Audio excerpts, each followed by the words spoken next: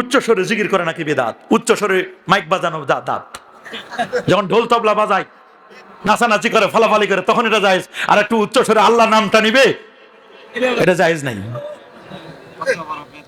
হ্যাঁ, এমন ভাবে উচ্চ স্বরে জিকির করবে না যাতে করে আরেকজনের নামাজের ব্যাঘাত না ঘটে। মানিউস সালাত, মানিউল কেরাত, একজনের কেরাতের ব্যাঘাত না ঘটে, মানিউল নাম, ঘুমের ব্যাঘাত না ঘটে, পড়ালেখার ব্যাঘাত না ঘটে। এত জোরে উচ্চ স্বরে জিকির করা যাবে না, আরেকজনের কষ্ট যেন না হয়। কিন্তু দিনের বেলায় আপনি যদি জিকির করে আরেকটা মানুষের হাল হয়, জিকির করেন, কোনো আপত্তি নাই।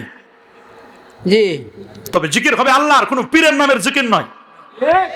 অমুক বাবা, অমুক বাবা, অমুক বাবা, বাবার নামের জিকির নয়। জিকির হবে কার? আল্লাহর জিকির। বলেন কার জিকির? ওযু করে ইসমা রাব্বিক, তোমার রবের নামের জিকির করো। ইয়া আইয়ুহাল্লাযীনা আমানু যকুরুল্লাহা যিকরান কাসীরা ওয়া সাব্বিহুহু বুকরাতাও ওয়া আসীলা। জিকির করব কার? আল্লাহর জিকির। আল্লাহ বলেন ফাযকুরুনি আযকুরুকুম ওয়াশকুরুলি ওয়া লা তাকফুরুন। আমাকে জিকির করো, আমি তোমাকে রহমত আর বরকত দিয়ে ভরপুর করে দিব। আহলা জিকির, জিকিরের মজলিস কায়েম করবেন, কোনো সমস্যা নেই।